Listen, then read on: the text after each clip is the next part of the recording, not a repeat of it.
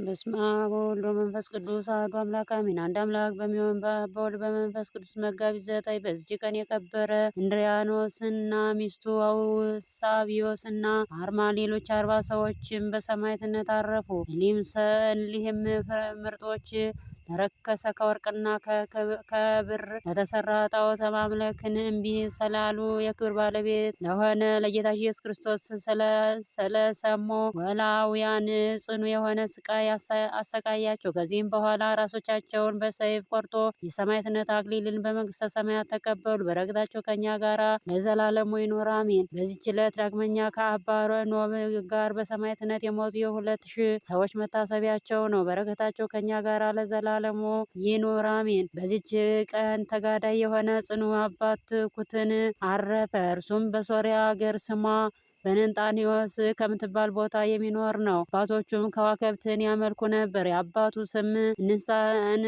እንስጣር የእናቱም ስም ቴዎድራ ይባላል። ባደገ ጊዜም ወላጆቹ ሊያጋቡት ፈለጉ። እርሱ ግን አልወደደም። ግን ግድ ብለው ሊያውድ ያለ ውዴታው ሚስትን አጋቡ። ገናኛትም አልፈለገም። ስለ ስጋ ድካም ወይም ስለ ጽድቅ ሳይሆን የስጋ ፍትወትን ስለሚጠላ ነው እንጂ። ደናግልም እንደሆኑ ሁለቱ ሁሉ ከሚስቱ ጋር በአንድነት ኖረ። አምላክ ሆይ ወደ እውቀትህ ምራኝ በማለት ጸሎትና ምልጃን ያዘወትር ነበር። ከእግዚአብሔርም የታዘዘ መልአክ ለቆርኔሌዎስ ተገልጦ በክብር ባለቤት በጌታችን ኢየሱስ ክርስቶስ ማመን አስተማረው።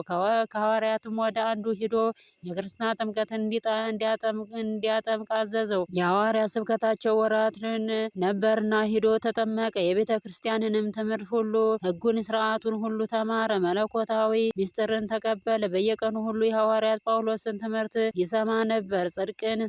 የጽድቅን ስራ መስራትና ንጽሕና፣ ለበጎ ስራ መጠመት፣ ተጋዳይ ቅንነት፣ የዋህነት፣ ጾም፣ ጸሎት፣ ሰጊድ በላዩ ተጨመረ። በእሊህ ሁሉ የሚተጋ ሆነ። እግዚአብሔርም አስደናቂ ታምራትን እንዲያደርግ በርኩሳን አጋንንት ላይ ስልጣን ሰጠው። ለሚያደርገው ታምራትም ወላጆቹን የክብር ባለቤት ጌታችን ኢየሱስ ክርስቶስ ወደ ማመን ስቦ አስገባቸው። ደግሞ ሚስቱንና ወላጆቹን አስገቧት።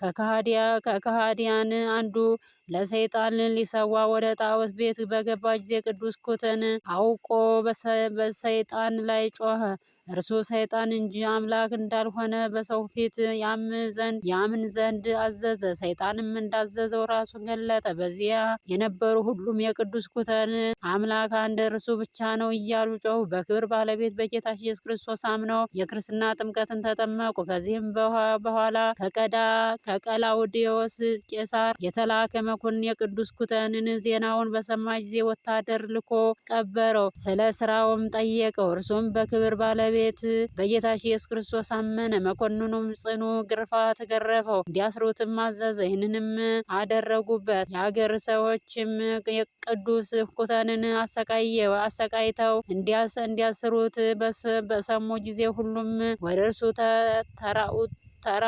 ተራወጡ። መኮንኑም ሊገድሉት ወደደ። መኮንኑም ሸሸ። ቅዱስ ኩተንም ከማሰሪያቸው ፈትተው ከደሙም አጥበው ተሸክመው ወደ ቤቱ ወሰዱት። ከዚያም በኋላ ብዙ ዘመናት ኖሮ የወደደውን እግዚአብሔርን አገልግሎ ደስ አሰኝቶ በፍቅር አንድነት አረፈ።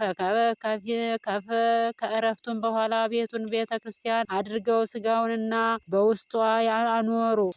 በውስጧ አኖሩ። ጌታችንም ከስጋው ብዙዎች ታላላቅ ታምራቶችን አሳየ። በረከቱ ከኛ ጋር ትኑር ለዘላለሙ አሜን። ጌታ ሆይ ከብልጽግናቸው ብዛት የተነሳ ብዙ መባ ካስገቡት ይልቅ የድሃይቱን አነስተኛ መባ እንደተቀበለ ሁልጊዜ የሚያገለግል እልፍ አእላፋትን እያሳሰብኩ በችግሬ ጊዜ ማቀርብልን ምስጋና ተቀበልን። አንተም ቅዱሳን ነቢያት፣ የወንጌል ሐዋርያት፣ ሰባኪያን ሰማዕታት፣ ጻድቃን፣ ትጉሃን መላእክት፣ ፍጹማን ደናግል ሆይ ልጅ አዋቂ ሳትለይ የምንሰበሰብባትን የጉባኤ ቦታ ባርኩ። ይህንንም መጽሐፍ ወረቀት አዘጋጅቶ ብራና ደምጦ የጻፈውን ያጻፍከው ግዕዝ ወደ አማርኛ የተረጎመ ቃለ ንባቡን በእርጋታ መንፈስና በተመስጦ ሕሊና ያዳመጠ በደለኛን ሁሉ የምታስምር በጌታ እናቱ በአንድነት ይማረን።